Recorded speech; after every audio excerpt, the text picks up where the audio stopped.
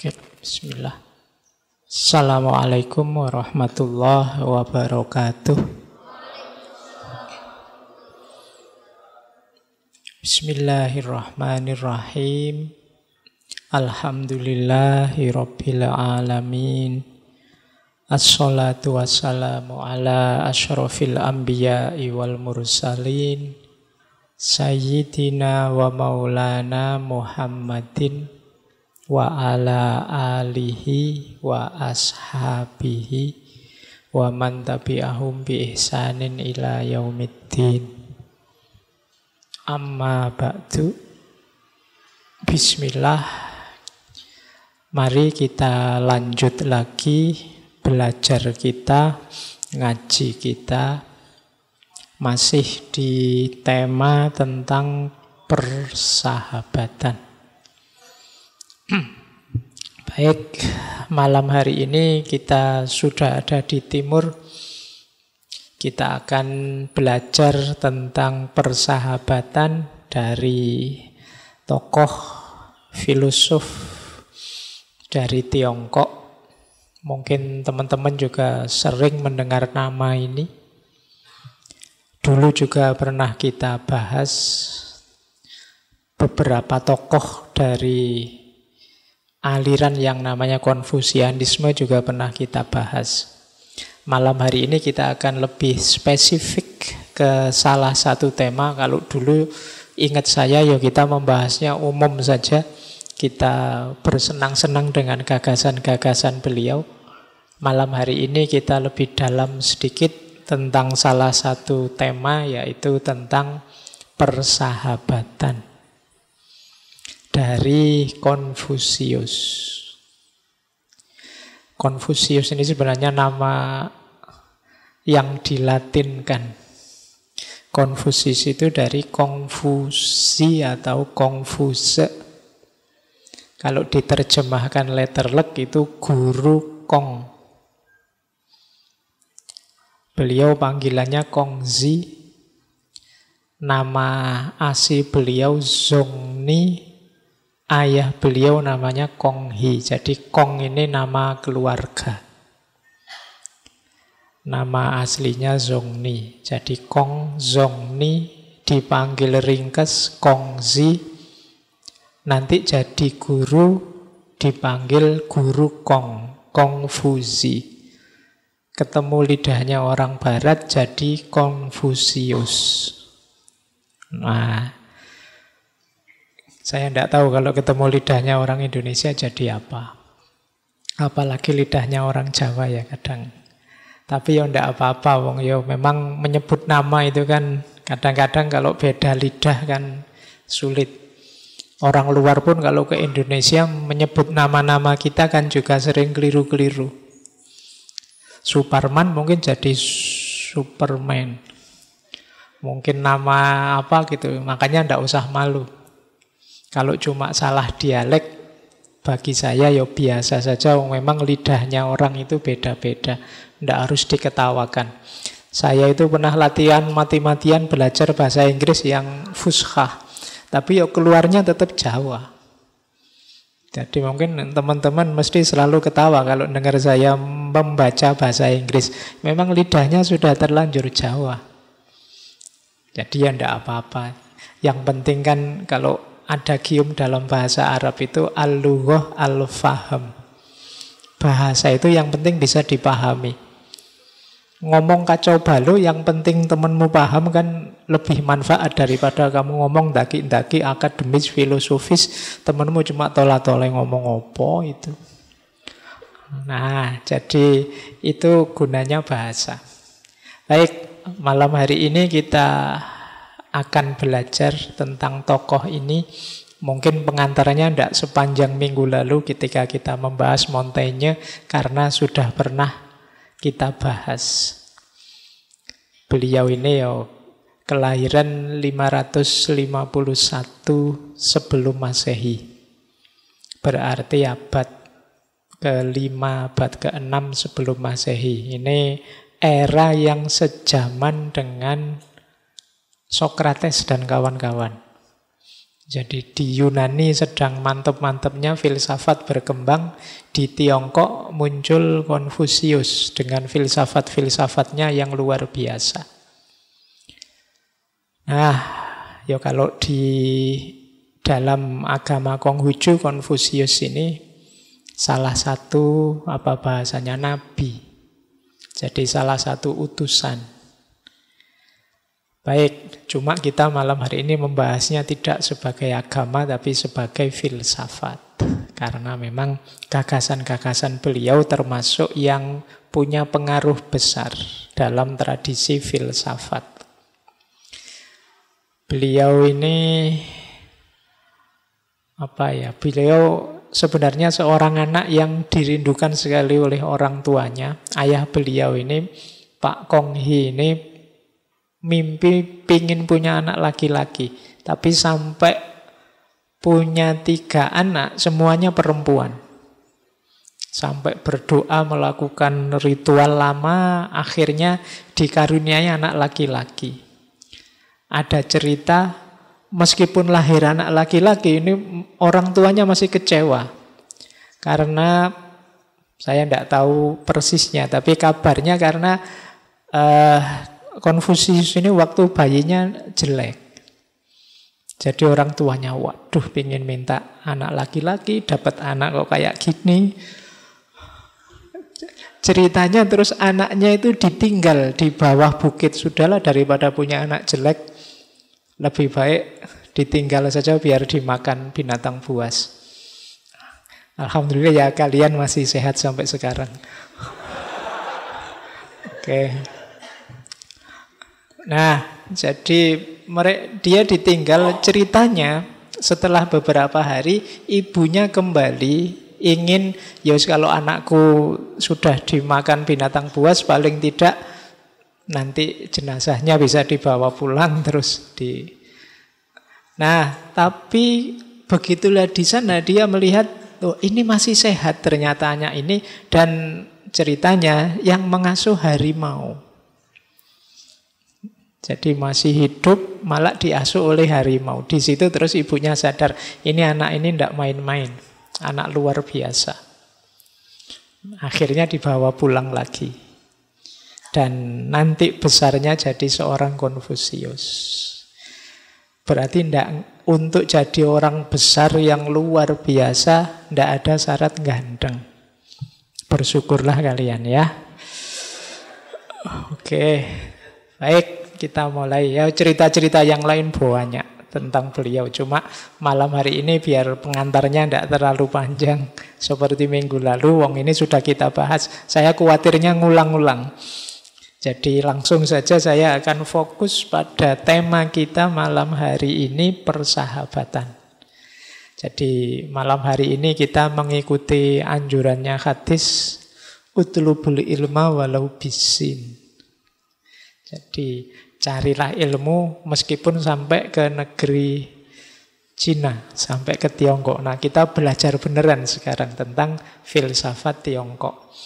Meskipun hadis ini secara sanad banyak yang meragukan, dianggap dhaif, tapi secara makna ya menurut saya masuk saja, karena mencari ilmu itu kewajiban kita dari manapun tentang apapun. Ini kan yang jadi moto kita di ngaji filsafat ini. Baik, saya mulai, bismillah, langsung ke materi-materi pokoknya. Saya awali dari sini. Ini menurut saya menarik. Saya tidak tahu mengulang apa tidak ini, tapi mungkin mengingatkan kita. Proses hidup beliau menurut cerita beliau sendiri.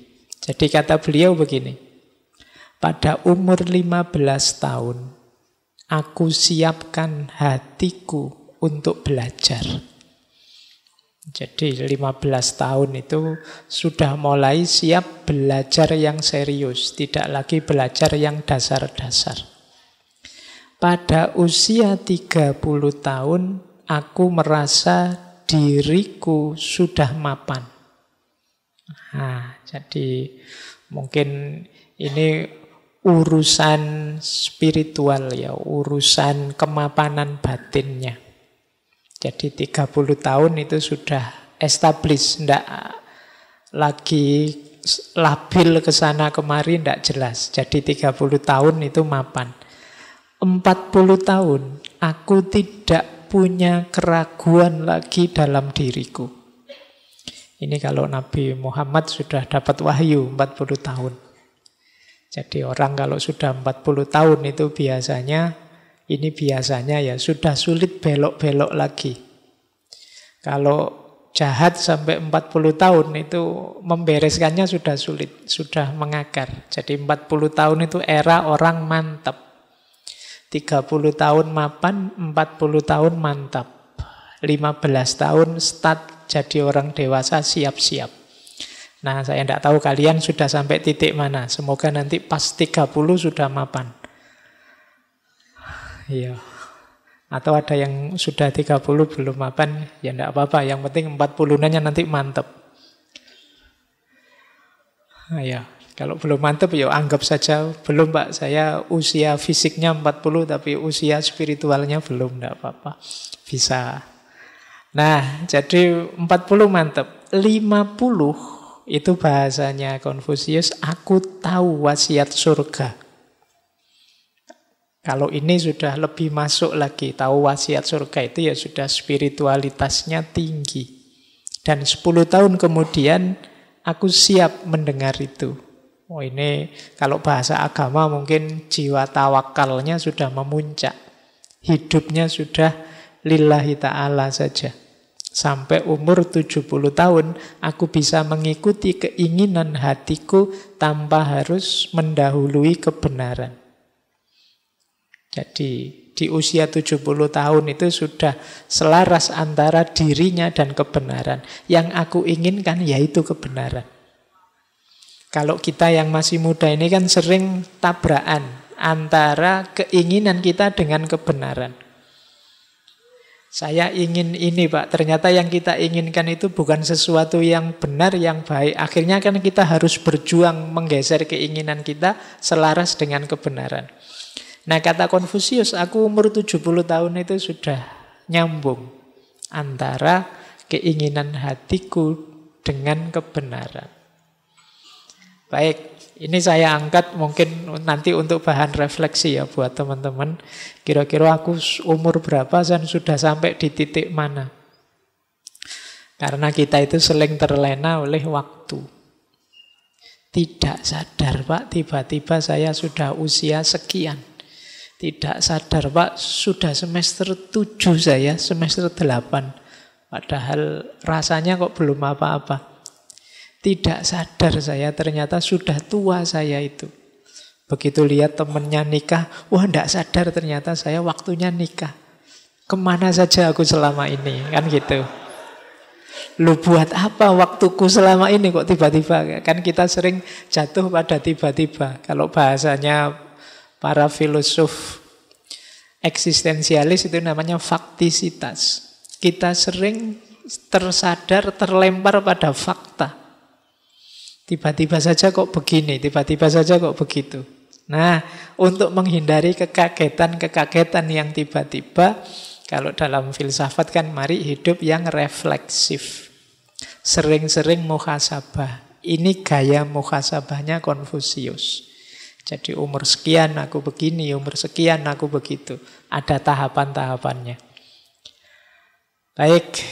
Ya paling tidak dari sini kelihatan profilnya seorang Konfusius. Baik, kita mulai. Nah, disinilah nanti kita belajar tentang persahabatan. Malam hari ini kita akan banyak mengambil dari kitab, salah satu kitab sebenarnya dalam Konghucu yang itu isinya wasiat-wasiat, nasihat-nasihat, hasil obrolan antara Konfusius dan murid-muridnya dan lain sebagainya. Yang kalau dalam bahasa Inggris sering diterjemah jadi analek. Kalau dalam bahasa aslinya kitab Lunyu. Lunyu itu jangan disamakan dengan bahasa Jawa ya. Kalau bahasa Jawa lunyu itu licin. Tapi lunyu itu artinya sabda yang suci atau sabda yang agung. Ini salah satu kitab pokok dalam agama Konghucu selain 9 kitab yang lain ya.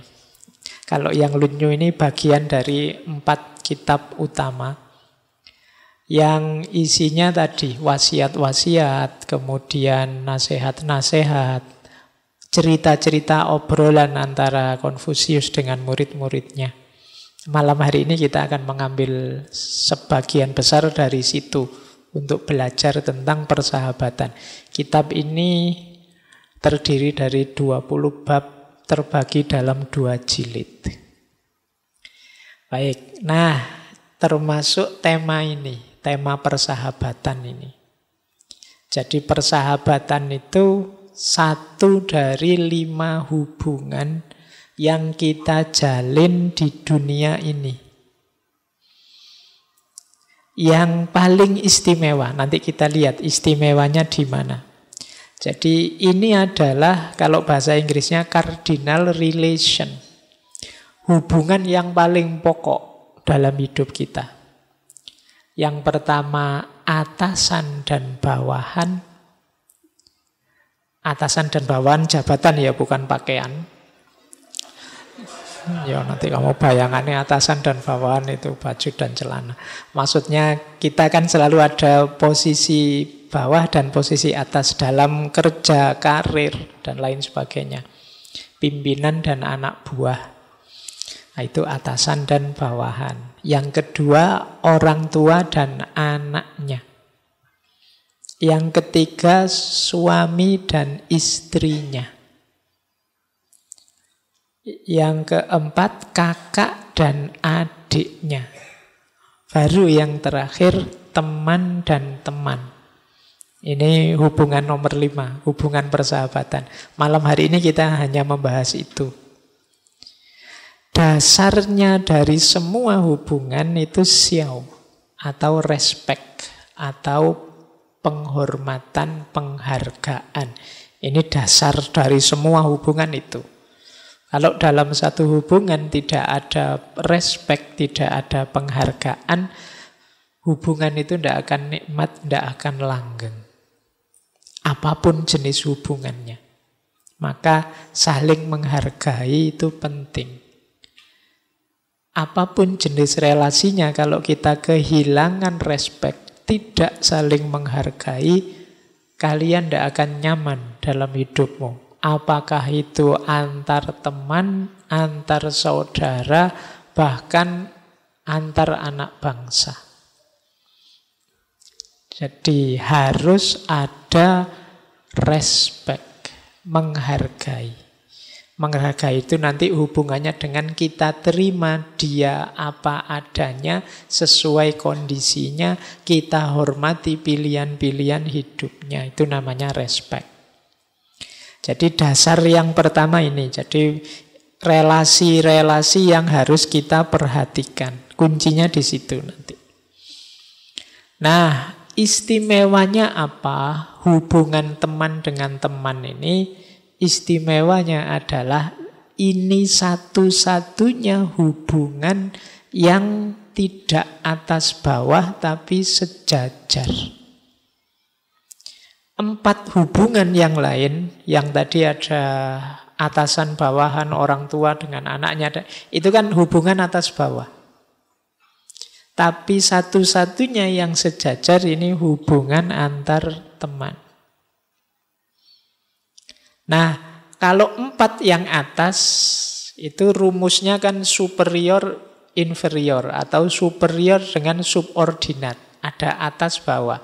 Yang ini secara umum rumusnya yang atas menyayangi yang bawah menghormati yang atas. Jadi bahkan nanti antara yang subordinat dengan yang superior ini disarankan jangan terlalu dekat. Karena kalau terlalu dekat sulit menjalankan fungsi-fungsi atas bawah tadi. Karena yang atas ini punya tugas bimbing, mengarahkan, mengambil kebijakan, nuntun, dan lain sebagainya.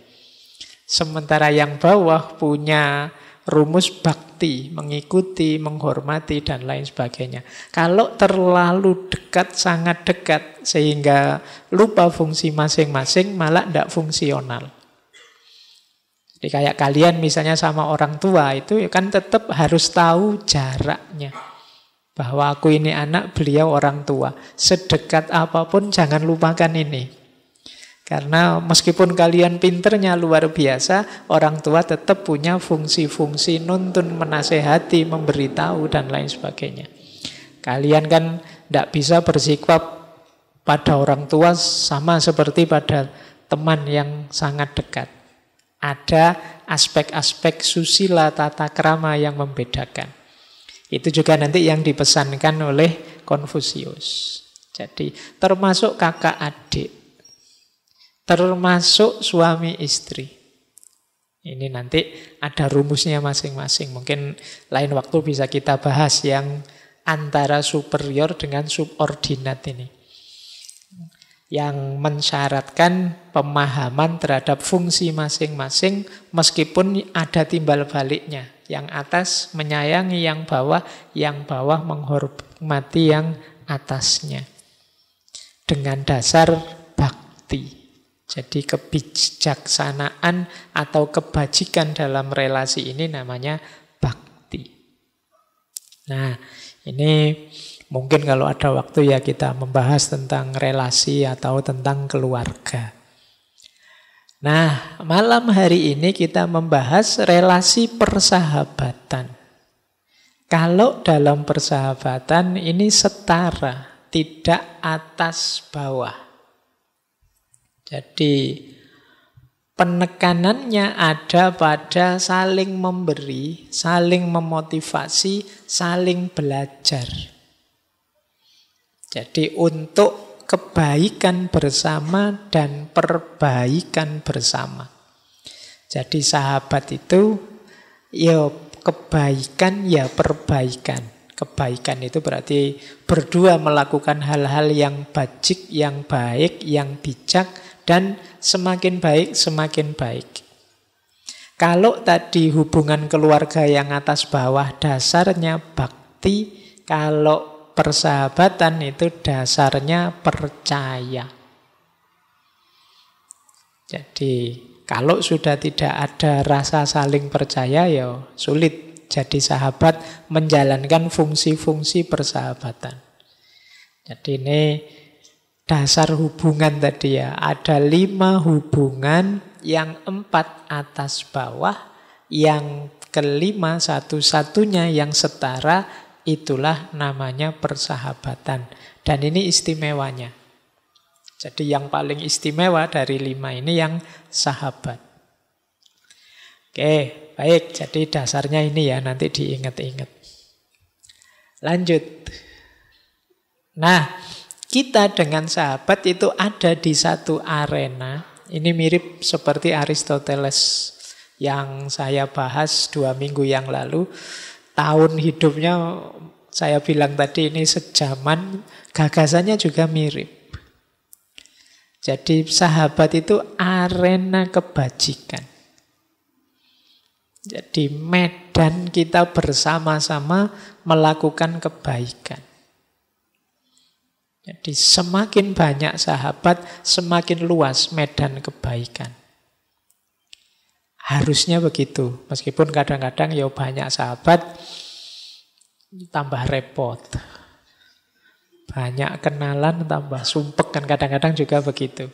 Tapi mungkin kita salah menyikapi persahabatan itu. Harusnya persahabatan itu jadi arena kebaikan. Nanti ada penjelasan dari Konfusius bagaimana agar persahabatan itu memang benar jadi arena kebaikan. Jadi nambah sahabat ya nambah kebaikan. Nah, dalam tradisi Konfusianisme dikenal yang namanya kebajikan itu 5. Jadi tadi arena kebajikan berarti persahabatan itu bergerak di 5 bidang ini. Yang pertama ren atau cinta kasih atau kemanusiaan. Jadi dalam persahabatan ya kita mewujudkan ren. Bagaimana kita memanusiakan manusia. Bagaimana kita saling menyayangi, saling mencintai antar manusia. Jadi kita hidup secara manusiawi antara lain dengan memanusiakan orang lain. Menyayangi orang lain. Ini dasar hidup manusia yang punya, yaitu namanya Ren. Kalau teori tentang cinta kan teman-teman mestinya wapal kan, sudah bolak-balik kita bahas cinta-cintanan. Kasih sayang, rahmatan lil alamin. Ini tema-tema agung, tema-tema besar. Yang asik dan indah kalau dibahas, meskipun dalam prakteknya tidak mudah. Kita sering melihat kajian-kajian, mendengar kajian-kajian tentang cinta, biasanya rame. Tapi dalam praktek kita sehari-hari, kita jarang melihat praksis-praksis cinta yang agung. Nah, di hampir semua agama sebenarnya cinta itu kan jadi tema utama. Jadi medan persahabatan harusnya juga begitu. Jadi medan saling menyayangi, saling mencintai. Ya ndak harus cinta yang jenisnya eros romantik ya. Kalau saya ngomong cinta kan pikiranmu sudah bayanganmu yang romantik-romantik, yang eros. Ndak, ini jenis filia. Jadi cinta yang jenisnya persahabatan. Laki-laki dan laki-laki. Ya meskipun bukan LGBT. Yang sekarang rame lagi itu ya. Oke. Jadi yang pertama itu, persahabatan itu medan kasih sayang. Semakin banyak sahabat, semakin luas medan kasih sayangmu. Yang kedua, yi. Nah, yi ini kebenaran, keadilan, kewajiban. Kalau ini norma-norma standar dalam hidup yang harus kita penuhi. Jadi orang hidup itu ya standar minimalnya kan harusnya adil. Dan kewajiban-kewajiban pokok jangan dilupakan. Nah itu namanya yi. Baik, yang ketiga li. Li itu kesusilaan, norma, moral. Jadi kesepakatan-kesepakatan sosial. Unggah-ungguh, etika, etiket itu li. Jadi persahabatan, medan kesusilaan. Yang keempat si. Si itu kebijaksanaan, kearifan. Maka sering saya bilang benar itu tidak selalu bijaksana, tidak selalu arif. Karena dua hal yang berbeda antara yi dan zi. Banyak orang pinter, banyak orang wawasannya luas, ilmunya tinggi, tapi tidak arif, tidak bijaksana. Banyak orang yang menggunakan kebenaran untuk kepentingannya yang tidak maslahat. Itu namanya tidak arif. Saya tahu ini benar, mumpung ini benar, kesempatan untuk melecehkan dia. Ini kan tidak arif. Saya tahu ini baik, mumpung ini baik, saya gunakan ini untuk mencari keuntungan. Ini namanya tidak arif. Jadi kebenaran yang digunakan semestinya, sesuai ruang dan waktunya, sesuai porsinya, itulah kebijaksanaan. Jadi, dan filsafat itu cinta kebijaksanaan. Berarti filsafat itu tidak berhenti sekedar kebenaran. Kalau begitu apa filsafat itu boleh Pak langsung bijaksana tapi tidak benar, tidak boleh. Jadi dasarnya tetap harus kebenaran, keadilan baru dilampaui. Makanya kalau kita Jumatan itu sering mendengar kalimat innallaha ya'muru bil adli wal ihsan. Jadi adil itu pas, memang benarnya begitu. Tapi kalau bisa ditambahi ihsan. Ihsan itu lebih dekat ke bijaksana tadi, pas, sesuai, cocok situasi, ruang, dan waktunya. Nah, jadi mari kita cari kebenaran dan latihan bijaksana. Berarti latihan membaca situasi sesuai dengan ruang dan waktu hidup kita. Itulah kebijaksanaan. Kalau dalam dunia tasawuf bahkan pakai istilah kearifan. Dalam bahasa Indonesia digabung arif dan bijaksana. Arif itu hubungannya dengan pengetahuan, kalau bijaksana hubungannya dengan tindakan. Nah, jadilah orang yang pinter dan bijaksana. Dan itu mungkin maksudnya begitu. Sehingga kita punya istilah arif dan bijaksana. Cuma sekarang rasanya kalimat arif dan bijaksana itu kayak di dunia dongeng ya rasanya. Sulit nyari orang yang arif dan bijaksana itu. Tapi ayo latihan. Kita kalau ndak begini ya gimana kita bisa hidup nyaman, menjalankan amanat Tuhan. Jadi ini arena persahabatan juga ada di sana. Arena kebenaran sekaligus arena kebijaksanaan. Mari hidup yang bijaksana dengan paradigma yang pas. Tidak lagi kebenaran yang kita manipulasi untuk kepentingan, kebenaran yang kita gunakan untuk menjatuhkan orang lain, menyusahkan orang lain, dan lain sebagainya. Baik, ya hari ini kan banyak. Bahkan di antara definisinya hoax itu kan kebenaran yang kita frame kemudian kita pakai untuk menjatuhkan orang. Itu kayak podcast-podcast yang panjang terus kita potong satu kalimat kemudian kita pakai untuk kepentingan kita. Nah, ini mungkin benar orangnya memang ngomong begitu, tapi tidak bijaksana karena kita lepaskan dari konteks utuhnya. Baik, itu yang keempat. Yang kelima tentu saja sin. Sin itu dapat dipercaya. Orang yang punya integritas dalam dirinya. Jadi amanah. Kalau janji ditepati, kalau ngomong dipenuhi, itu orang yang dapat dipercaya.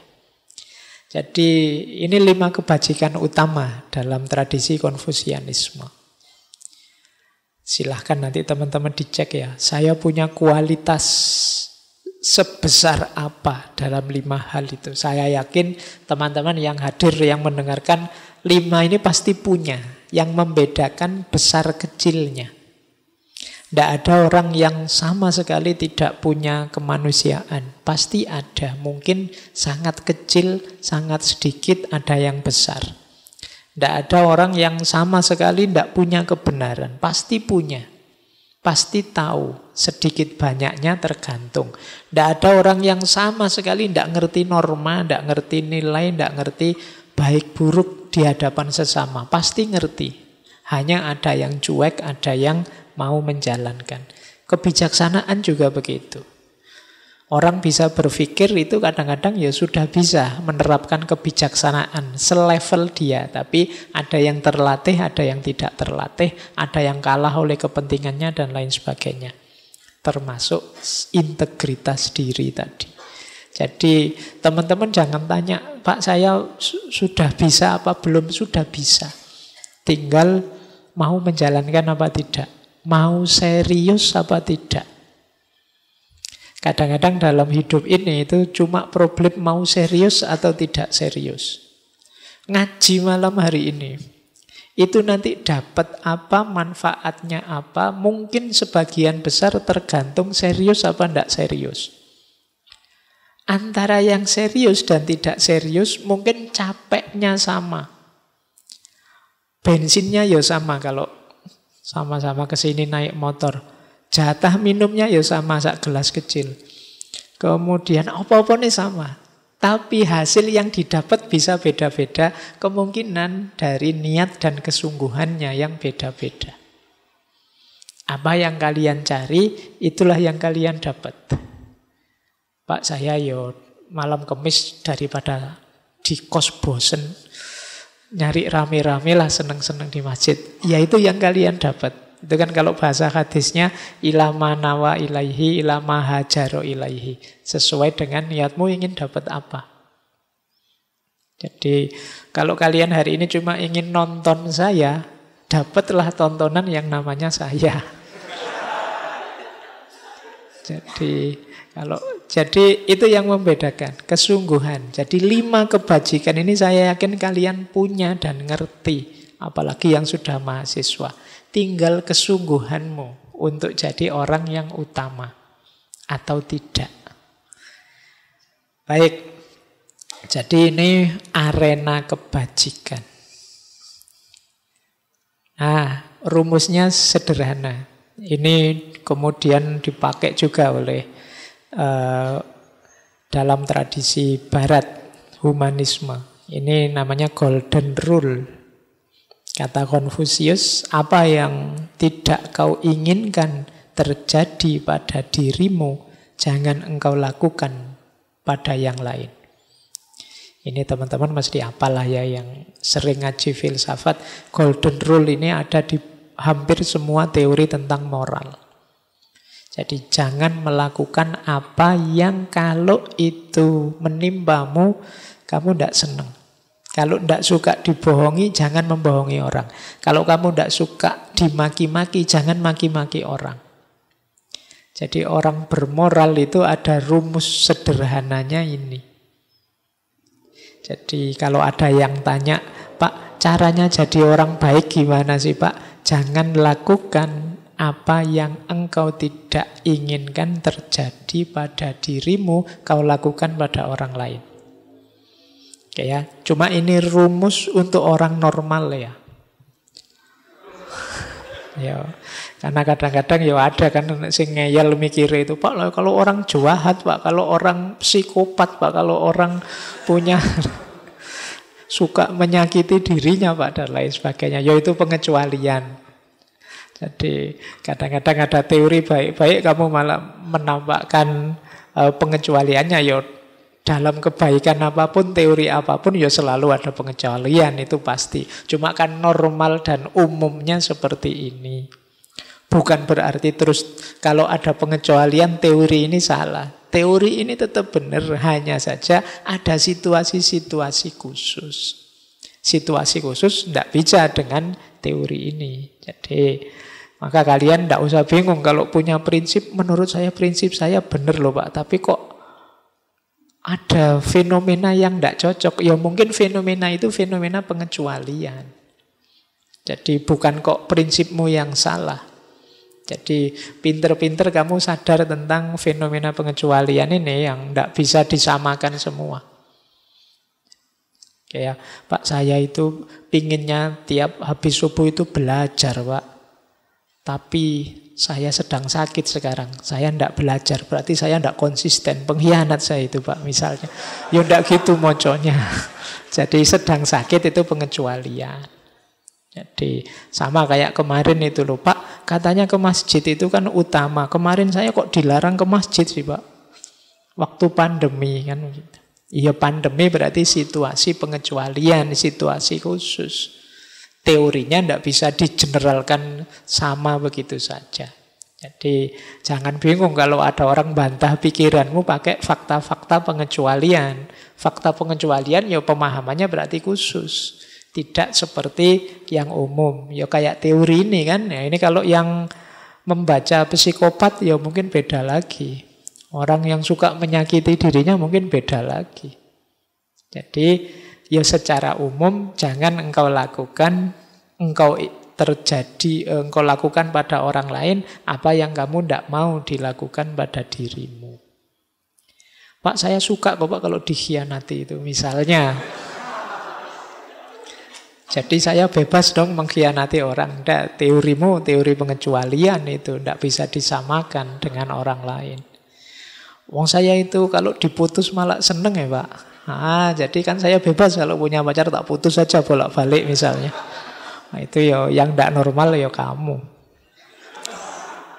Oke, baik, saya lanjutkan. Jadi ini rumus kebajikan tadi.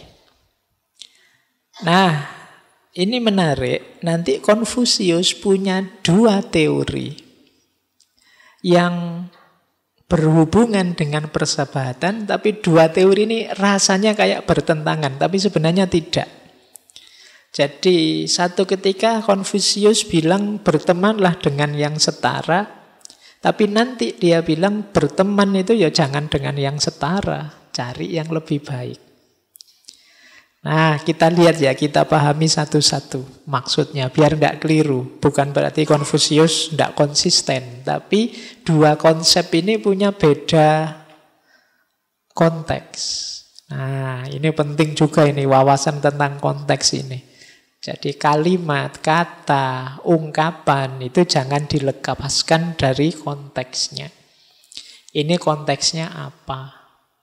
Kadang-kadang konteks yang berbeda, maknanya bisa jauh berbeda. Meskipun isinya sama. Jadi konteks jadi penting. Nah, kita lihat sekarang ya. Ini kalimat yang sering dikutip orang. Kata Konfusius, jangan punya teman yang tidak setara dengan dirimu. Tapi selanjutnya ada kalimat begini, ketika seseorang bersalah, jangan takut untuk mengubahnya. Jadi berarti apa? Di antara tujuannya persahabatan itu saling mengingatkan, saling mendukung untuk kebaikan. Ini loh yang dimaksud kesetaraan oleh Konfusius. Jadi bukan setara, Pak saya orang kaya berarti nyari yang kaya ya Pak. Saya mahasiswa yang kececer mau DO berarti ya temannya yang mau DO saja. Yang pinter-pinter biar lulus dulu, ya enggak begitu. Jadi kesetaraan itu ada dalam kesediaan masing-masing pihak untuk saling mendukung, saling membantu, saling mengingatkan. Jadi itu yang dimaksud setara. Jadi bukan karena kekayaan, status sosial, dan lain sebagainya. Jadi antar sahabat itu sama-sama punya niat baik untuk melakukan kebaikan dan melakukan perbaikan. Jadi kalau punya teman salah, kalau dia sahabat beneran diingatkan biar tidak salah. Dibantu untuk dia tidak salah lagi. Jadi makanya kalimat selanjutnya, ketika seseorang bersalah, jangan takut untuk mengubahnya.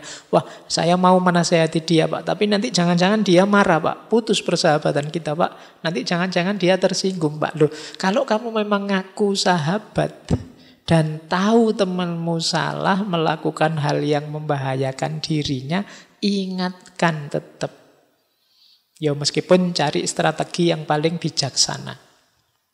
Jadi ini yang dimaksud bertemanlah dengan yang setara. Jangan berteman dengan yang ingin aman saja, ingin nyaman saja, ingin senang saja. Waktunya kita sulit, waktunya kita bahaya, waktunya kita susah, dia minggir. Ndak mau cari masalah, dia temanku begitu. Ini namanya bukan sahabat. Sahabat itu justru pas dia dibutuhkan, dia hadir. Kalau ada yang salah, dia mengingatkan, meluruskan. Bila perlu dengan keras karena tidak mau sahabatnya ada dalam bahaya. Makanya kemudian Konfusius bilang antar sahabat itu saling bersikap kritis dan menuntut. Namun tetap ramah dalam persaudaraan. Pak, sahabat itu kan saling menerima, Pak. Kok menuntut? Iya, menuntut untuk kebaikan dan perbaikan tadi. Karena kamu sahabatku, aku ingin engkau hidup dalam kebenaran, keadilan, kebaikan. Ini tuntutanku padamu. Kamu juga nuntutlah begitu padaku. Ini namanya kita setara. Mungkin teman-teman masih ingat ya, salah satu ciri dari orang yang menyayangi, mencintai itu adalah care dan responsibility. Peduli dan mau tanggung jawab. Aku tahu sih itu perbuatanmu, efeknya sekarang kamu tanggung, tapi aku akan membantumu untuk memperbaiki hidup. Ini sahabat. Jadi tidak malah pergi kalau temannya dalam kesulitan. Kok sahabat nyari enaknya saja, berarti sahabat yang tidak setara. Disitulah nanti Konfusius menasehati kita, yuk bertemanlah dengan yang setara saja. Yang tidak setara itu mungkin nyari enaknya saja. Dia punya pamrih-pamrih demi dirinya sendiri. Tidak ada rasa saling. Nah, jadi ini konteksnya ini. Jadi jangan dipakai kalimat tidak setara ini untuk mungkin level sosial, status, kekayaan, apalagi apa, ganteng dan tidak ganteng. Oh yang ganteng-ganteng ngerombol di sana, yang tidak ganteng di sini tidak. Itu bukan setara. Jadi termasuk apalah kecerdasan, kepandaian. Pak, capek saya Pak punya teman tidak pinter-pinter misalnya. Mosok tiap hari ngajari, enak dia. Lah saya tidak dapat apa-apa. Ini namanya tidak sahabat. Jadi kesetaraan itu ada dalam kesadaran untuk saling mendukung, saling memperbaiki. Dalam kebijakan, dalam kebijaksanaan. Nah, ini rumus yang pertama. Yang sering orang kadang-kadang salah paham dengan pernyataannya Konfusius ini. Jadi maksudnya bukan urusan eksternal, tapi kesungguhan, keseriusan dalam bersahabat untuk saling mendukung, saling menguatkan. Nah, ada lagi ini yang tadi saya sebut ya, kok rasanya bertentangan sih? Nah, kata Konfusius lagi, jangan pernah bersahabat dengan orang yang tidak lebih baik dari dirimu. Loh Pak, ini beda lagi ini Pak. Enggak, saya bilang tadi, setiap pikiran, setiap gagasan itu kita harus tahu konteksnya. Biar pas. Jadi, kalau yang ini yang dilihat oleh Konfusius, kita itu kan berteman untuk perbaikan diri. Akan lebih bagus kalau kita punya teman yang jauh lebih baik daripada kita. Kenapa? Kita bisa belajar banyak dari dia. Gitu. Kita bisa dapat manfaat banyak dari dia. Jadi kalau mencari sahabat, ya coba carilah yang lebih baik darimu. Itu akan banyak menguntungkanmu. Jangan mencari sahabat yang jahat, kata Konfusius, yang moralitasnya jelek. Bersahabat dengan orang jahat yang moralitasnya jelek, ini tidak bisa disebut sahabat. Jadi sahabat itu ya dengan orang baik. Ini kalau digabung dua quotes ini, dua pernyataan dari Konfusius ini. Jadi yang pertama, ayo mencari teman yang lebih baik dari kita, minimal setara dengan kita. Jadi paling tidak yang setara. Jangan mencari teman yang lebih jelek. Bukan wajahnya ya. Ya. Budi pekerti kelakuannya. Karena selain kita sulit mengambil manfaat dari dia, juga karakter watak itu nular. Kalau tidak percaya boleh dicek. Kalian adalah cerminan dari sahabatmu. Kalau tidak percaya boleh dicek. Mungkin kalian kuliah ini temannya siapa, itu sedikit banyak akan ketularan. Mungkin gaya ngomongnya, mungkin diksi-diksi yang dipakai, mungkin cara guyonnya, mungkin pasti kalian terpengaruh oleh orang yang paling dekat denganmu.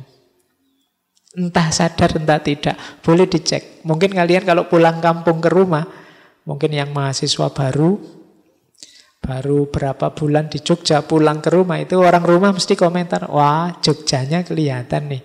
Biasanya celetuan-celetuan tidak sengaja. Mungkin ketularan teman satu kontrakan, apa ketularan bapak kos, apa ibu kosmu, apa ketularan. Lo ya sopo ngerti kamu akrab sama ibu kosmu. Jadi kalipannya ibu kosmu terus sampai ke kampung. Gaya ngomongnya maksudnya. Nah, jadi itu pentingnya kita milih teman. Ketika kita milih sahabat, cari yang kualitasnya tinggi. Jadi kan lumayan. Misalnya, Pak saya punya sahabat itu Pak, kalau ngomong bahasa Inggris terus. Lu kan lumayan, dikit-dikit kita ketularan bisa ngomong bahasa Inggris. Atau punya teman yang ngomongnya bahasa daerah, terus saya pernah punya teman Madura misalnya. Lu dikit-dikit saya ngerti bahasa Madura, meskipun nggak bisa ngomongnya. Tapi kan pengaruh itu ada. Maka cari teman yang lebih baik dari kita. Meskipun nanti di belakang ada penjelasannya. Apa kemudian kita harus terlalu picky, terlalu milih, enggak. Nanti ada rumusnya lagi. Tapi idealnya begini. Jadi ada konteksnya. Kapan kita cari yang setara, kapan kita cari yang lebih baik. Kita cari yang setara dalam semangat untuk bersahabat, untuk saling berbagi, saling mendukung dalam perbaikan. Kita cari yang lebih baik dalam rangka kita bisa belajar meningkatkan diri kita jadi lebih baik. Jadi kuncinya di situ. Bukan teman yang sama saja atau teman yang apalagi di bawah kita. Nah, ini rumus dari Konfusius. Ini sebenarnya menarik konsep ini kalau kita tidak bergerak keluar tapi bergerak ke dalam. Bergerak ke dalam itu bukan kita mencari sahabat yang lebih baik, tapi mari kita jadi sahabat yang lebih baik. Nah, ini yang saya maksud membaca lebih dalam. Berarti apa? Jadilah kalian ini sahabat-sahabat yang lebih baik. Jangan hanya mengandalkan orang mencari yang lebih baik. Perhatikanlah apa yang bisa kalian berikan untuk meningkatkan kualitas sahabatmu. Tidak hanya kamu menuntut sahabatmu agar lebih baik dari dirimu. Nah, ini menurut saya ya. Jadi pernyataan dari Konfusius ini menurut saya kalau dibaca lebih dalam bisa ke sana. Kita itu kan sering kalau ada pernyataan-pernyataan semacam ini itu kita selalu menuju keluar. Kita mencari siapa sih sahabat itu yang sahabatku yang ini enggak, sahabatku yang itu enggak, sahabatku. Lupa menghitung diri sendiri. Apa kamu pantas jadi sahabat yang berkualitas tadi? Nah, jadi ini tips dari Konfusius. Yang saya bilang tadi, ini seolah-olah bertentangan. Tapi bisa kita baca sesuai konteksnya. Jadi ada situasi yang memudahkan kita memahami yang rasanya bertentangan tadi. Kalau yang pertama tadi berhubungan dengan semangat kita berkawan, bersahabat yang harus setara. Yang kedua ini berhubungan dengan aspek perbaikan dalam persahabatan. Oke, kita lanjutkan. Jadi paling tidak sekarang ngerti ya. Teman itu ya mencari yang setara, ya mencari yang tidak setara. Yang tidak setara itu maksudnya yang lebih baik dari kita, bukan yang lebih buruk. Kalau yang lebih buruk atau berteman dengan orang jahat tidak bisa disebut persahabatan. Oke, kita lanjutkan lagi. Nah, ini quotes ini menarik. Kenapa kok jangan teman yang flat saja, tapi yang lebih baik dari kita. Aku tidak ingin teman yang tersenyum saat aku tersenyum, menangis saat aku menangis, karena bayanganku di kolam itu bisa melakukan lebih baik dari itu. Jadi teman yang tidak ngapa-ngapain bisanya ya. Kalau kita tersenyum ikut senyum, aku ikut gembira ya. Kalau kita nangis ikut nangis, aku ikut berduka cita ya. Tapi terus tidak ada kontribusinya apa-apa, tidak meningkat apa-apa. Kata Konfusius itu persis cermin atau bayangan di kolam. Cermin atau bayangan di kolam bisa lebih baik. Kenapa lebih persis? Kalau teman kita tidak terlalu persis, hanya ikut simpati saja. Jadi teman yang apa ya, mungkin bahasanya hanya bisa basa-basi saja.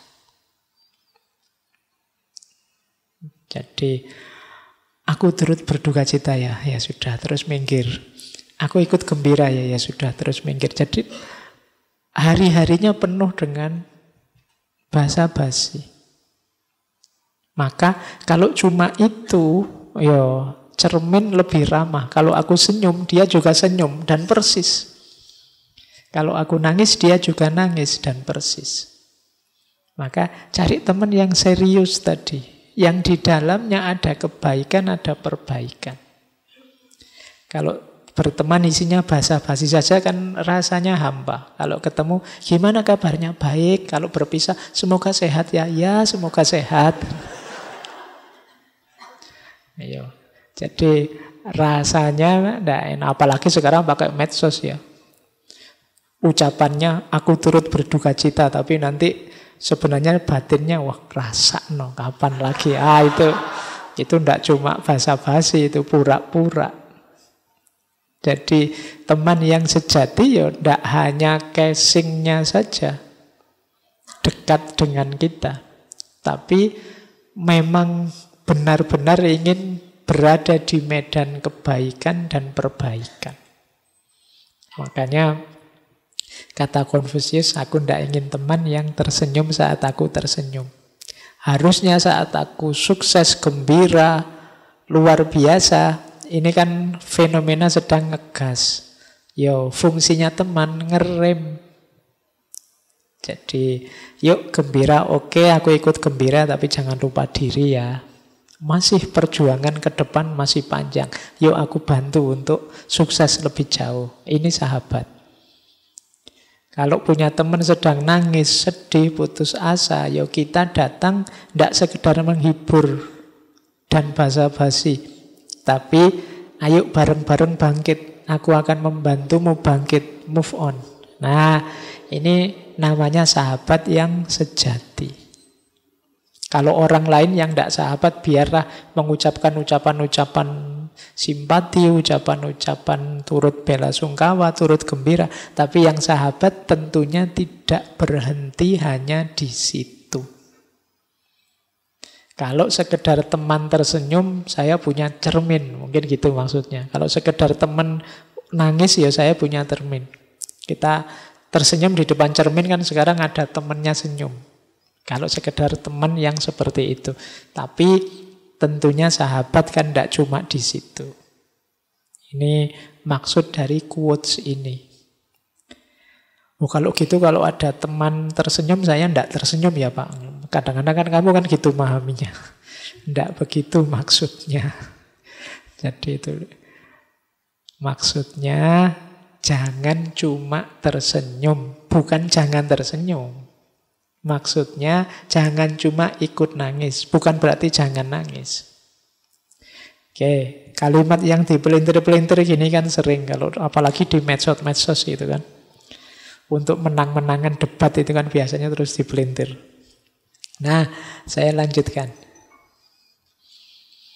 Nah, Pak, saya terlanjur punya sahabat. Tapi kok kurang ajar Pak sahabatku yang satu ini misalnya. Wah, sahabat yang satu ini bikin sebel Pak tiap hari. Kata Konfusius, enggak. Siapapun sahabat kita, sebenarnya kita bisa mengambil pelajaran. Baik pelajaran secara positif maupun pelajaran secara negatif. Kata Konfusius, kalau aku berjalan dengan dua orang, dua-duanya akan jadi guruku. Aku akan mengambil yang baik dan menirunya dari seseorang, dan aku akan mengambil yang buruk dan memperbaikinya dalam diriku. Jadi, nah ini lanjutannya. Berarti apa? Kalau kita terlanjur bersahabat, kalau tadi kan konteksnya milih, hati-hati jangan deket-deket yang buruk. Kalau kita sudah punya sahabat atau oleh takdir terpaksa ketemu sahabat yang tidak bagus, Sudah terlanjur dapat temen sak kontrakan, sak kos, usilnya luar biasa misalnya. Itu kan nasib. Mau ndak mau berteman dengan yang seperti ini. Kata Konfusius, ndak. Apapun sahabat kita, sebenarnya kita bisa menjadikan dia guru. Jadi yang baik dia jadi guru untuk kita tiru, yang buruk dia jadi guru kita untuk introspeksi. Nah, jadi tidak ada orang yang tidak guru. Makanya dulu waktu kita ngaji Ki Hajar Dewantoro itu kalimatnya setiap orang adalah guru. Ah itu yang komen-komen usil mungkin wah berarti kita belajar juga Pak dari koruptor. Wah berarti kita belajar juga Pak dari maling-maling. Berarti kita baca. Iya. Kalau dari koruptor kita belajar untuk tidak korupsi. Bukan belajar untuk korupsi. Kebalik. Jadi dari orang-orang yang buruk, dari orang-orang yang negatif, kita belajar untuk introspeksi. Aku jangan begitu, jangan-jangan aku juga sudah begitu. Jadi cara berpikirnya begitu. Jadi kalau ada teman nakal, usil, jahat padamu, alhamdulillah dapat pelajaran. Agar aku tidak seperti dirimu. Ternyata maki-maki itu jelek, rasanya tidak enak di telinga. Berarti aku dapat pelajaran untuk tidak begitu. Nah, berarti apa? Kalau setiap orang kita posisikan sebagai guru, tetap ada respeknya. Meskipun kalau itu sahabat kita, jangan lupa tadi rumusnya. Rumus perbaikan. Setelah kita muhasabah tentang diri kita, baru kita mikir perbaikannya. Oh, dinasehatilah teman tadi. Atau gimana caranya dia bisa berubah. Nah, ini tanggung jawab persahabatan. Jangan cuek. Pak, sekarang saya sudah muhasabah, ternyata saya tidak punya kualitas korupsi, berarti beres urusan. Ya enggak, kamu masih punya tanggung jawab. Sahabatmu tadi, ya dinasehati. Cari nasihat yang pas. Nah, cari nasihat yang sesuai tadi ya, dengan yang arif dan bijaksana tadi. Jangan ngasih nasihat yang tidak bijaksana. Misalnya temannya korupsi terus dinasehati, hidup ini memang sesuai takdirnya Tuhan. Ya kalau kamu korupsi mungkin memang ketetapannya Allah begitu. Jadi tawakal saja ya. Orang korupsi disuruh tawakal. Keliru kan nasihatnya. Nah itu yang arif bijaksana tadi. Sahabat harus ngerti. Jadi inilah dia, siapapun sahabat, dia adalah pelajaran. Jadi ketemu siapapun pelajaran. Tidak ada orang yang tidak guru. Semua orang guru. Bahkan dari yang paling jahat, bahkan dari yang terjahat.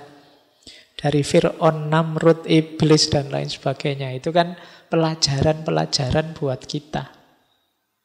Yang baik pelajaran untuk ditiru, yang buruk pelajaran untuk introspeksi. Atau kalau bahasanya Konfusius ini, memperbaikinya dalam diriku. Itu maksudnya introspeksi. Karena jangan-jangan temanku kayak gitu itu ketularan aku. Atau jangan-jangan aku juga punya kualitas seperti itu. Kita itu kan sering nembak keluar padahal sasarannya sebenarnya pasnya ya dalam diri kita sendiri. Kita nasihati orang, kamu itu kalau ngomong yang baik, yang jujur, dasar kamu. Ternyata ya kita persis sama dengan yang kita nasihatkan. Harusnya nasihat itu pertama ke arah kita sendiri, tapi kita lupa. Jangan-jangan buruknya sahabat kita itu cerminan kita sendiri. Nah, ini saatnya ya. Jengkel sekali aku punya teman kalau pinjem tidak ngomong-ngomong. Jangan-jangan kita juga sering begitu. Makanya dapat teman yang begitu. Wong teman kita nganggapnya, wah temanku itu suka pinjem tidak ngomong-ngomong. Kalau gitu akulah yang tak pinjem tidak ngomong-ngomong juga lah. Wong kita berarti sama. Itu jangan-jangan cerminan kita. Nah, maka rumusnya Konfusius tadi, selain berdua harus saling memperbaiki, kita juga bisa saling belajar. Siapapun orangnya. Nah, ini rumus penting dalam kita menjalin persahabatan. Baik, kita lanjut lagi. Nah, ini ada quotes. Ketika kita melihat orang-orang yang berharga, kita harus berpikir untuk menyamai mereka. Karena kata Konfusius, belajar yang paling mudah itu imitasi, niru. Jadi kalau kalian bingung cara jadi orang baik gimana ya Pak? Cari orang yang memang baik, tirulah. Ini cara belajar paling mudah.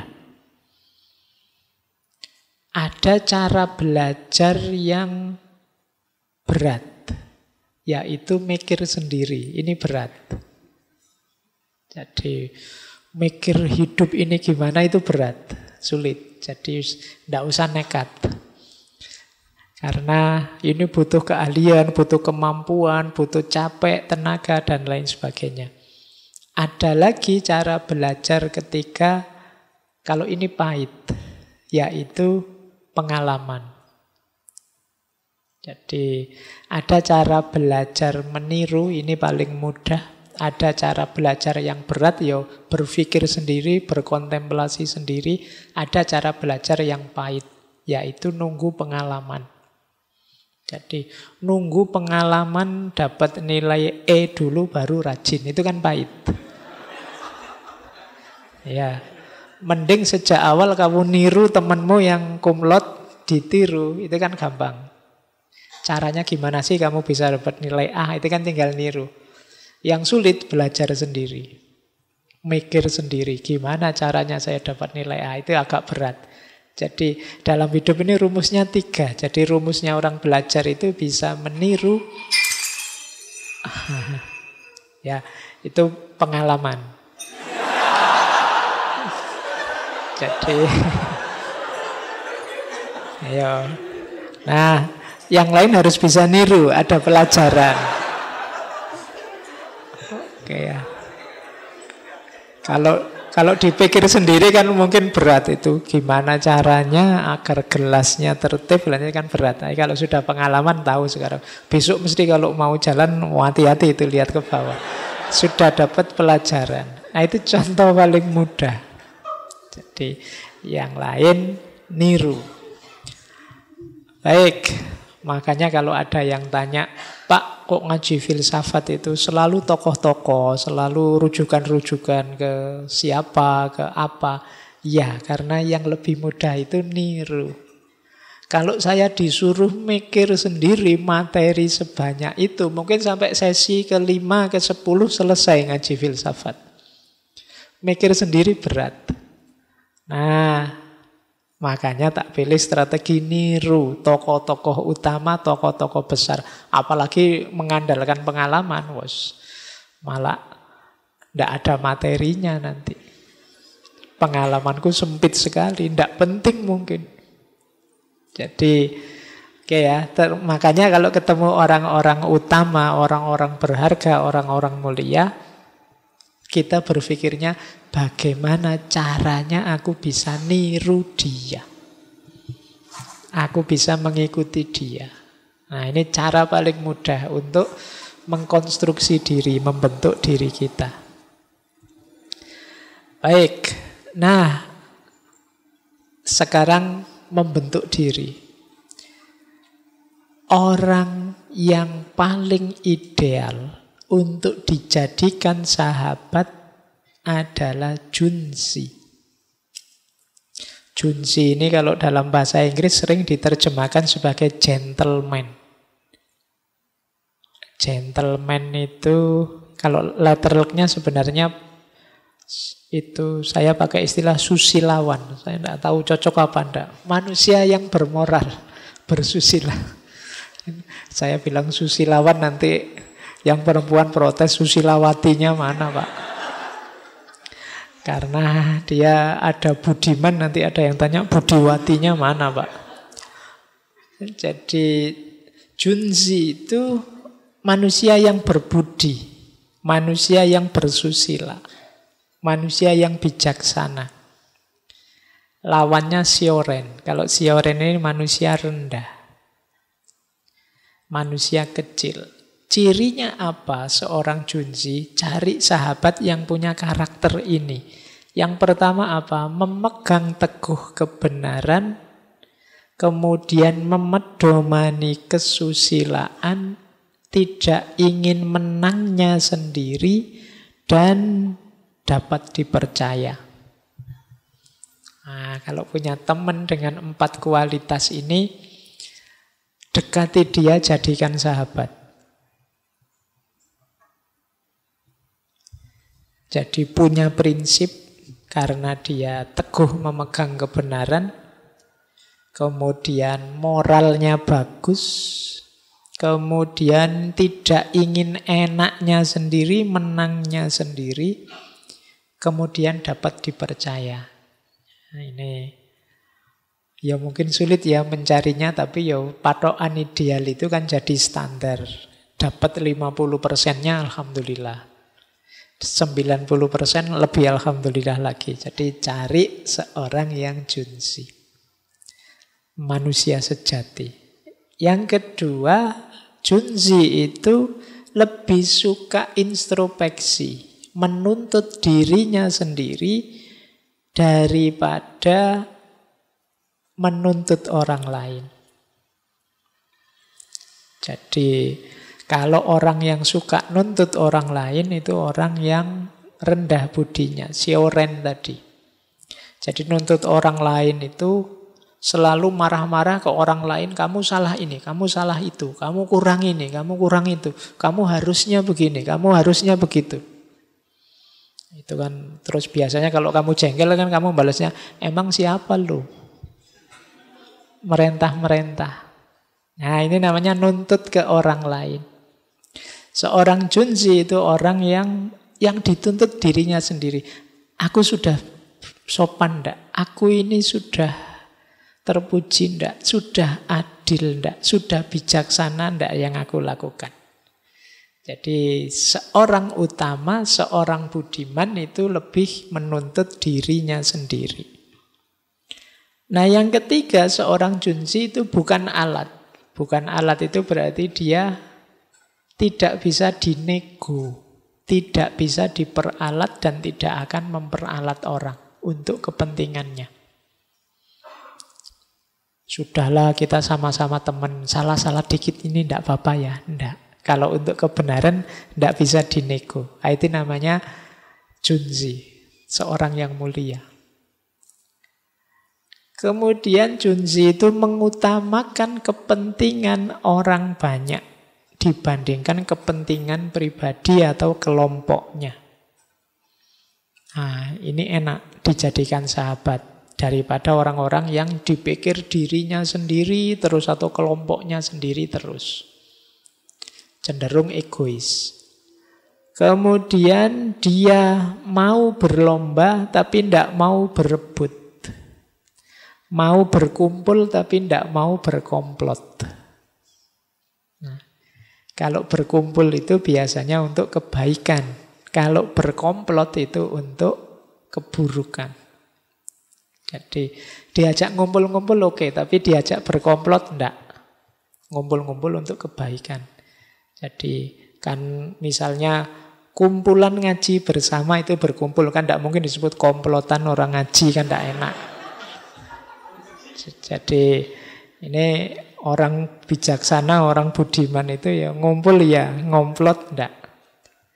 Kemudian lomba ya, berlomba dalam kebaikan oke, tapi enggak rebutan. Jadi kalau rebutan itu saling mengalahkan, saling menaklukkan, saling menjatuhkan. Aku yang paling banyak, kamu sesedikit mungkin. Nah, ini namanya rebutan. Tapi berlomba ayo. Berlomba itu aku akan lebih baik, aku akan lebih baik darimu. Yang sana juga aku akan tidak mau kalah dalam kebaikan darimu. Nah, ini orang yang bijaksana. Nah, Junzi itu tidak memuji seseorang karena kata-katanya dan tidak menyia-nyiakan kata, karena orangnya. Jadi tidak tertipu oleh kata-kata, meskipun juga tidak menjudge orang hanya dari luarnya saja, kata-katanya saja. Jadi intinya tidak mudah menghakimi orang, tidak mudah memvonis orang. Nah, itu seorang junzi. Jadi kalau teman-teman mampu, carilah sahabat seideal ini, atau bentuklah dirimu seideal ini untuk jadi seorang yang pantas dijadikan sahabat. Baik, lanjut. Nah, nanti Konfusius punya konsep teman jauh dan teman dekat. Ini jarak ya, bukan urusan LDR-an apa. Jadi maksudnya begini loh. Kita itu dalam hidup ini biasanya sangat appreciate, sangat menghargai teman jauh. Makanya ada kalimat dari Konfusius itu, ada teman dari jauh yang datang berkunjung, bukankah menyenangkan? Kita misalnya punya teman di kampung, tiba-tiba datang ke Jogja, ke sini menemui kita, itu kan gembira, itu teman jauh.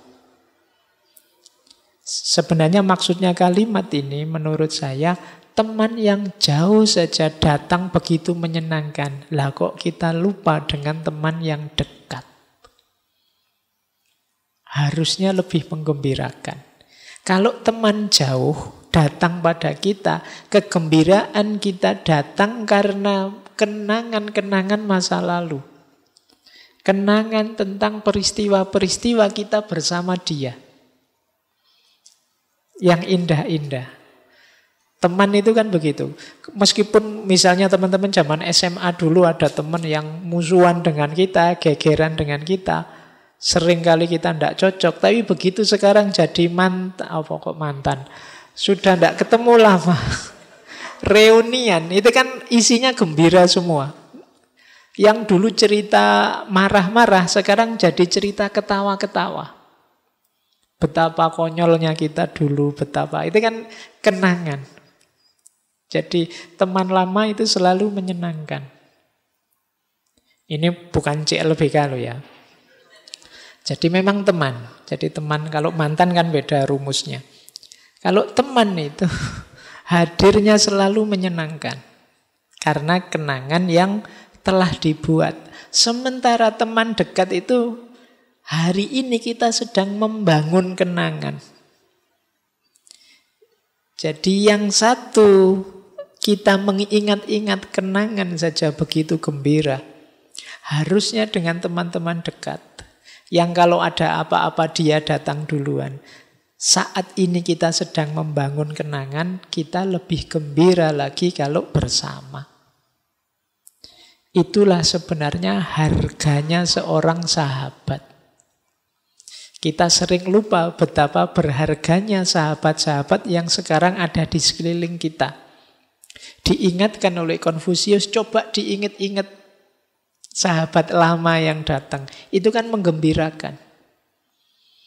Nah, berarti hari ini kita sedang membangun cerita-cerita, kegembiraan-kegembiraan yang nantinya akan kita kenang. Maka nikmatilah momen kebersamaan itu. Lakukan secara serius, sungguh-sungguh untuk menjalankan kebaikan-perbaikan bersama-sama sahabatmu. Jadi ini konsep teman jauh dan teman dekat. Jadi mari sebenarnya ya tidak usah dibedakan jauh dan dekat, sama-sama menggembirakan. Cuma kadang-kadang kita itu yang dekat lupa. Lebih suka mengenang yang lama, yang jauh. Kadang-kadang teman itu karena tiap hari ketemu, rasanya jengkel terus, sebel terus. Karena tiap hari ketemu. Yang kelihatan jeleknya saja. Tapi nanti kalau sudah lulus misalnya, lama di kampung, itu kenangan-kenangan yang dulunya menyedihkan itu bisa jadi terus ngangeni kalau bahasa Jawanya. Kita ingin kembali lagi. Nah itu algoritmanya kenangan itu kan begitu. Momen-momen yang sebenarnya mungkin membuat kita malu, membuat kita sedih, membuat kita dulu capek, lelah, dan lain sebagainya. Tapi begitu dia berubah bentuk dari peristiwa jadi kenangan, itu nilainya berbeda. Nah, maka silahkan membuat sebanyak mungkin kenangan dengan sahabat-sahabat dekatmu. Karena itulah nanti yang akan jadi cerita di masa depan. Baik, saya lanjutkan. Nah, sekarang tentang teman baik dan teman tidak baik. Teman yang baik jenisnya 3. Yang pertama, teman yang tercerahkan atau sahabat yang tercerahkan. Yang kedua, sahabat yang tulus. Dan yang ketiga, sahabat yang perhatian. Jadi teman yang baik ini yang dibawa adalah kebaikan dan manfaat. Sahabat yang baik yang dibawa kebaikan dan manfaat. Sahabat yang tercerahkan itu adalah sahabat yang lurus, sahabat yang konsisten di jalan kebajikan. Yang bersama dia, aktivitas kita itu selalu kebaikan dan perbaikan. Nilai kita di tengah masyarakat meningkat, kita semakin terhormat. Ini namanya sahabat yang tercerahkan. Jadi kalau kalian punya sahabat anak baik-baik, yang lurus, yang sopan, yang tiap hari ke masjid, soleh, dan lain sebagainya, itu kan nilai kita di hadapan masyarakat juga naik. Wow, ini temennya santri-santri dia ini. Oh, dia ini temennya anak soleh, temennya hafal Quran semua loh ala ini. Itu kan nilainya meningkat. Jadi itu yang disebut teman yang tercerahkan. Wow, ini temennya dia ini lulusnya kumlot semua loh. Temennya tapi ya. Loh, tapi kan meningkatkan reputasimu, meningkatkan kehormatanmu. Meskipun hanya punya teman, meskipun hanya dekat, kan begitu. Jadi ini teman yang tercerahkan. Itu kan yang membuat kalian senang foto-foto dengan siapa, untuk menunjukkan bahwa temanku kayak gini loh. Temanku yang kalian posting-posting itu kan mungkin foto dengan tokoh siapa. Nah, itu kan ingin menunjukkan bahwa lingkunganmu, circlemu itu orang-orang semacam itu. Itu kan menaikkan reputasimu di tengah masyarakat. Cari teman yang baik, maka nilaimu juga akan meningkat. Itu teman yang tercerahkan. Yang kedua, teman yang tulus. Kalau ini tidak ada hubungannya dengan kualitas dirinya, tapi karakternya. Tulus itu orang yang tanpa pamrih. Jadi dia jujur, dia setia. Mungkin kualitasnya tidak setinggi dirimu, tapi percayalah dia akan mendukungmu. Dia akan setia padamu. Dia tidak mungkin ngomong buruk di belakangmu. Dia yang paling mengerti tentang dirimu. Nah, ini teman yang tulus. Sahabat yang tulus namanya. Jenis teman kedua. Enak diajak kemana-mana. Teman jenis ini kalau disuruh jaga rahasia, ya dia beneran jaga rahasia. Setia. Jangan bilang-bilang loh ya. Nah, dia ya tidak akan bilang-bilang. Terus dia bikin postingan, nanti dimarahin. Kok kamu bikin postingan? Katanya nggak boleh bilang-bilang, saya kan cuma nulis. Podo wae ya. Ndak, kalau sahabat yang setia pasti ndak akan mengkhianatimu. Jadi itu jenis sahabat baik yang kedua. Sahabat baik yang ketiga adalah sahabat yang perhatian. Jadi dia sangat ngerti tentang kita. Dia aktif melihat, mendengar tentang kita. Dan bisa jadi dia lebih paham tentang kita daripada kita tentang diri kita sendiri. Oh, aku tahu cirinya temanku ini. Kalau disinggung ini sedikit dia marah. Padahal kita tidak sadar itu. Nah, ini namanya teman sahabat yang perhatian. Jadi, teman yang seperti ini itu enak kalau diajak muhasabah. Kalau diajak introspeksi. Coba deh, menurutmu gimana sih aku ini? Nah, ini teman yang perhatian ini, dia bisa menjelaskan banyak. Oh, kamu itu kalau ini begini, kalau itu begitu. Dan tidak ada pretensi untuk menjatuhkan, untuk merendahkan. Tidak. Dia bicara apa adanya demi kita. Demi perbaikan kita. Ini namanya teman yang perhatian. Kalau kita belum makan, sudah makan belum? Sudah tidur belum? Tapi tidak basa-basi ya. Kadang-kadang kan kita itu untuk basa-basi saja. Sudah tidur belum? Sudah makan belum? Kan gitu. Cuma tanya saja sih. Harusnya kan kalau tanya sudah makan belum, jawabannya belum, yuk tak traktir makan. Nah, itu sahabat. Ya, tapi kalau sudah makan belum, yuk kamu makan lah, nanti sakit mah. Ya, itu bisanya hanya merentah-merentah kan, makan, jangan telat, nanti sakit mah itu. Oke, nah cari sahabat yang perhatian. Jadi ada 3 jenis sahabat baik. Yang pertama sahabat yang tercerahkan, yang dari dia kita bisa belajar banyak, bahkan nilai diri kita meningkat. Yang kedua sahabat yang tulus, yang setia, loyal pada kita, tidak ada pamrih apa-apa selain persahabatannya. Dan yang ketiga sahabat yang penuh perhatian. Kalau kita punya jenis sahabat-sahabat seperti ini, kita patut bersyukur, berbahagia. Atau seperti tadi, mari kita bentuk diri kita jadi sahabat yang baik dan bermanfaat. Seperti ini. Baik, saya lanjut. Nah, kalau ini yang buruk. Yang buruk itu biasanya menyakitkan dan merusak. Ini saya tidak tahu, ini istilahnya saya terjemahkan letterlek ya. Ada sahabat yang muluk-muluk, teman yang muluk-muluk, ada teman yang lembut, tapi dalam tanda petik, ada teman yang pinter ngomong. Nah, yang buruk dan merusak yang pertama apa? Orang yang muluk, ngomongnya tinggi. Jadi cuma tidak seperti yang tercerahkan tadi, dia omong tok.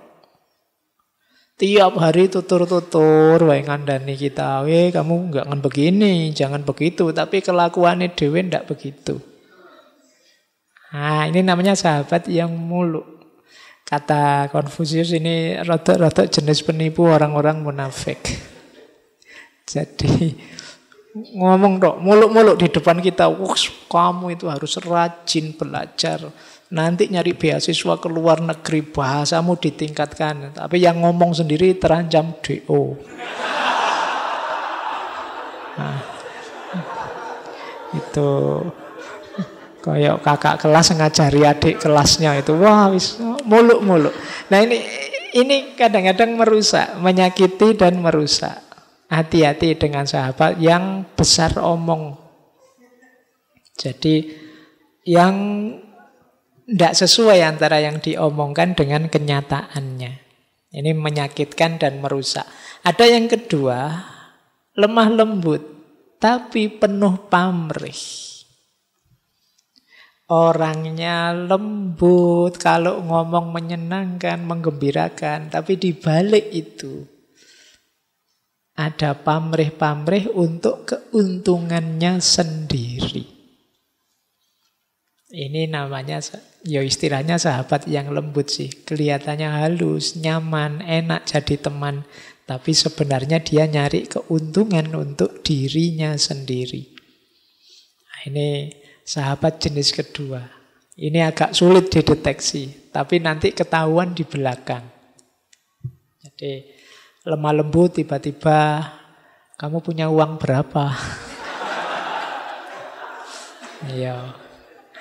Nanti kalau sudah dapat hilang, muncul-muncul begitu lagi. Wah, cerita yang indah-indah, kita terpesona. Nanti ujungnya masih punya enggak? Oke, ya, itu teman jenis kedua. Jadi teman yang menyakiti dan merusak. Nah, yang paling parah yang ketiga. Kalau ini terang-terangan menyakiti. Jadi mereka ini ya memang ngomongnya kasar, menipunya terang-terangan, menyusahkan kita juga terang-terangan. Kalau kita dekat dengan dia, reputasi kita langsung jatuh. Kehormatan kita langsung jatuh. Nah, ini teman jenis ketiga. Nah, kalau lihat, misalnya orang lihat fotomu jajar dia, loh kamu kenal anak kayak gini nih. Nah, itu teman jenis ketiga. Jadi kedekatanmu dengannya membuat namamu jatuh. Kata Konfusius, dekat dengan orang seperti ini kadang-kadang tidak terelakkan. Karena sahabat itu, teman itu bisa macam-macam. Tapi kata Konfusius, harusnya kita tidak diam saja. Entah kita peduli sebagai sahabat dan melakukan perbaikan, atau ya kalau bisa dihindari. Karena kalau kita diam saja, orang akan menganggap kita komplotannya. Kamu temannya anak itu ya? Mesti nanti kamu datang-datang ke sini, nipu nanti, utang nanti. Nah, ini jadi kamu dianggap komplotannya. Karena temannya jenis-jenis seperti itu. Jadi kata Konfusius ini teman yang pandai bicara. Orang jenis ketiga ini merusak. Jadi, ayo sekarang meneliti jangan sampai kita punya sahabat jenis tiga ini. Atau jangan sampai kita jadi sahabat dengan tiga karakter ini. Jadi, orang yang muluk, munafik, orang yang lembut tapi penuh pamrih untuk kepentingannya sendiri, dan yang ketiga orang yang memang terang-terangan ingin menjatuhkan kita, menyakiti kita. Tiga jenis sahabat ini harus kita hindari. Baik. Nah, kalau tadi sahabat itu isinya ketulusan dan lain sebagainya, apa boleh Pak kita mengambil manfaat dari sahabat kita? Kita mengambil keuntungan dari sahabat kita. Kalau menurut Konfusius, boleh saja, tidak apa-apa asal dalam skala yang wajar. Itu kalimatnya Konfusius, saya ingin berbagi kereta dan kuda dan pakaian bulu yang ringan dengan teman-teman saya. Meskipun mereka mungkin merusaknya, saya tidak akan keberatan. Jadi ini salah satu pernyataan dari Konfusius yang menunjukkan ya tidak apa-apa, kita saling memanfaatkan, saling mengambil keuntungan, tidak masalah. Dan bedanya apa antar sahabat kalau saling mengambil keuntungan? Tidak ada hitung-hitungannya. Jadi meskipun baju dipinjam kok terus rusak, terus sobek, tidak dihitung, tidak apa-apa. Nanti gantian aku minjem, ya sobek juga ya tidak apa-apa. Itu bukan balas dendam, ya kebetulan saja. Jadi tidak ada saling perhitungan. Makanya saya ingin minjemi kereta, kuda, pakaian, tidak masalah. Nanti kalau baliknya rusak, saya juga tidak akan keberatan. Wong memberi manfaat pada sahabat itu membahagiakan. Nah ini jadi boleh, meskipun ya jangan keterlaluan. Jadi tidak pakai dihitung, tidak kok, wah kemarin kamu traktir saya habis berapa? Habis 50. Jangan khawatir besok tak traktir 50 juga. Nah, itu perhitungan namanya. Atau kita malah nagih, wah kemarin kamu tak traktir 50, sekarang malah cuma angkringan misalnya. Tidak begitu ya, tidak diperhitungkan pokoknya. Aku punyanya banyak ya tak kasih banyak, kalau punya sedikit tak kasih sedikit. Yang sana juga begitu. Ini rumusnya persahabatan. Jadi tidak mikir take-nya, yang dipikir give-nya. Take-nya dapat berapa tidak masalah, yang penting aku bisa memberi. Yang sana juga begitu, yang dipikir aku bisa memberi. Itu yang dimaksud sahabat itu saling memberi. Bahkan nanti di kalimat Selanjutnya, yuk ketika ada teman yang meninggal, kalau dia tidak ada keluarga sama sekali, tidak ada yang diandalkan sama sekali, untuk kepentingan penguburannya, aku yang akan nanggung. Ini maksudnya apa? Yo, kalau sahabat kita kesulitan dan kita mampu memenuhi kebutuhannya, jalan saja, ayo. Aku yang nanggung sebagai sahabatnya. Ini yang dimaksud mengambil manfaat dari pertemanan atau persahabatan. Kalau antar sahabat beda pandangan bagaimana? Nah, ini menarik. Kata Konfusius, kalau antar sahabat beda pandangan, yo jangan bernegosiasi kalau itu dalam hal kebenaran. Jadi jangan mentang-mentang sahabat, ya sudahlah kalau untuk kamu bolehlah ini. Semula sih ini menurut saya haram, tapi kan buat sahabat tidak apa-apa lah. Karena tidak bisa begitu. Jadi kalau untuk kebenaran, jika pandangan-pandangan kalian berbeda, ya jangan bernegosiasi. Nah, mungkin memang beda pandangan, maka hargailah pandangan sahabatmu yang berbeda. Jadi menurut Konfusius, misalnya kalau ada pilihan hidup kita, kok beda dengan pilihan dia, ya jangan dikejar-kejar dia, ditanya terus. Bila perlu, hindari membahas masalah yang berbeda itu. Jadi karena kadang-kadang kita itu kan sukanya usil, tanya tentang sesuatu yang jelas-jelas berbeda. Misalnya kamu sudah nikah, temanmu masih belum nikah. Tiap ketemu tanya, kamu kok belum nikah? Kapan nikahnya? Itu kan menyakitkan. Wong sudah jelas-jelas tahu belum nikah, kok ditanya itu terus. Nah, itu namanya tidak menghargai. Ya mungkin yang ditanya ketawa-ketawa, tapi saya tahu batinnya. Oke ya. Jadi wong ngerti bener sudah temennya memang terancam DO, ndak lulus-lulus, kok tiap hari tanya, lulusnya kapan? Kapan kamu lulus? Wah, itu menyakitkan kan? Kata Konfusius, enggak lah kalau ya hargailah Pak, sikap hidup, pilihan, dan pandangan temanmu. Jangan terlalu panjang, berlarut-larut membahas perbedaan di antara kalian. Mungkin punya sahabat beda aliran, beda organisasi, beda kelompok, ya biarlah jalan. Meskipun jangan juga bernegosiasi. Karena sama teman yang semula menurut saya keliru dianggap benar sajalah, Anda begitu. Jadi tetap saling menghargai, tapi kita teguh memegangi kebenaran masing-masing. Kuncinya kata Konfusius harmoni. Jadi pria sejati atau junzi tadi tujuannya harmoni, bukan keseragaman. Sebaliknya, orang yang kejam itu tujuannya keseragaman, bukan harmoni atau keselarasan. Orang yang kejam itu kan ingin agar pandangannya diikuti semua orang, dipatuhi. Diktator itu kan jenis orang yang kejam. Dia ingin menyeragamkan situasi seperti yang dia inginkan. Ini namanya orang yang kejam.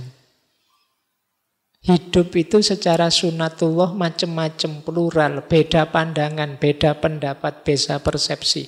Kalau ada orang ingin menyeragamkan yang beda-beda ini, namanya orang kejam.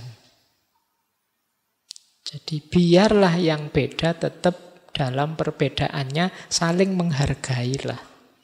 Karena memang dalam keyakinan kebenarannya setiap orang kan masing-masing, ya utamanya tidak negosiasi. Kita yakin kebenaran kita kan kita juga tidak mau negosiasi. Mereka juga begitu. Kalau kita mengupayakan keseragaman namanya kita kejam. Pasti nanti ada pihak yang dizolimi. Maka lelaki sejati tujuannya adalah harmoni, keselarasan, bukan pada keseragaman. Ini nenek moyang kita sudah canggih dari dulu yang punya prinsip Bhinneka Tunggal Ika. Jadi macam-macam tapi hakikatnya yang satu. Meskipun dibiarkan kebhinekaan tetap dalam kebhinekaannya.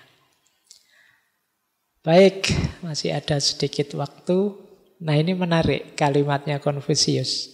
Di antara teman, terlalu sering menegur biasanya akan membuat persahabatan jadi jauh.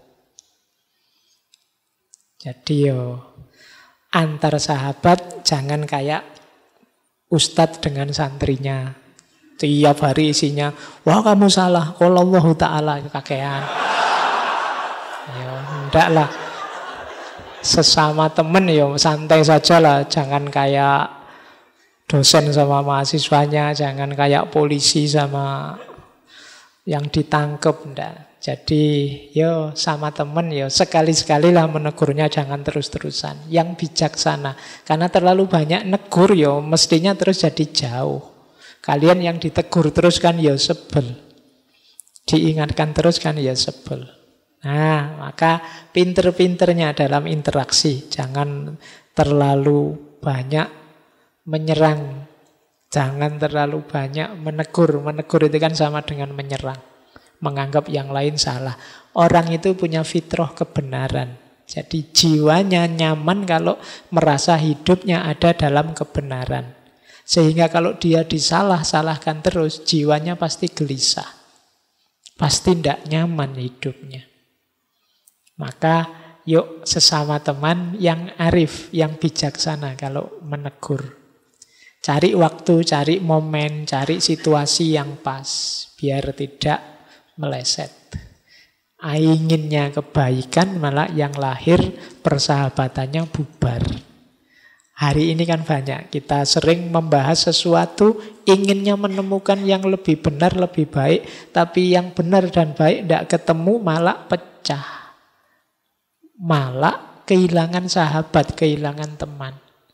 Nah ini karena apa? Kalau bahasanya Konfusius tadi ya terlalu sering menegur. Sehingga akhirnya yang lain jadi tidak nyaman. Kita bareng orang yang tiap hari ngingetin kita kan jadi nggak nyaman. Ada temennya duduk di masjid silo dong. Nah, begitu silo, jangan dangak dong, dingkluk. Jangan, sebel kan kita apa-apa diingatkan. Gelasnya jangan sebelah kanan, sebelah kiri.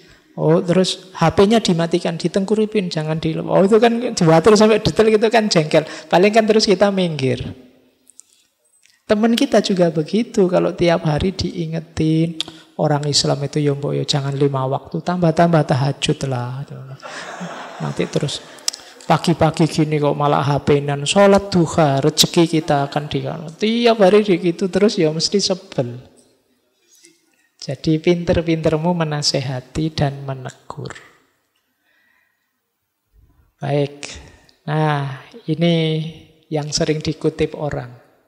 Kata Konfusius, lebih memalukan kalau kita tidak percaya kepada teman kita daripada saat kita ditipu oleh mereka. Jadi dalam hal kehormatan kita sebagai seorang sahabat, mending aku ditipu daripada aku tidak percaya pada mereka. Jadi ini hubungannya dengan kualitas diri kita. Kalau kita tidak percaya pada sahabat, ya berarti kita tidak punya kualitas, tidak punya integritas tadi. Di antara ciri sifat yang utamanya orang itu kan bisa percaya pada orang lain. Nah, jadi mending aku ditipu tidak apa-apa daripada aku jadi orang yang tidak bisa percaya pada orang lain. Ini prinsip nanti bisa direnungi lagi di kamar. Kenapa kok tidak percaya pada orang itu lebih memalukan daripada kalau kita ditipu. Kalau kita ditipu kan sebenarnya tidak ada hubungannya dengan kualitas diri kita.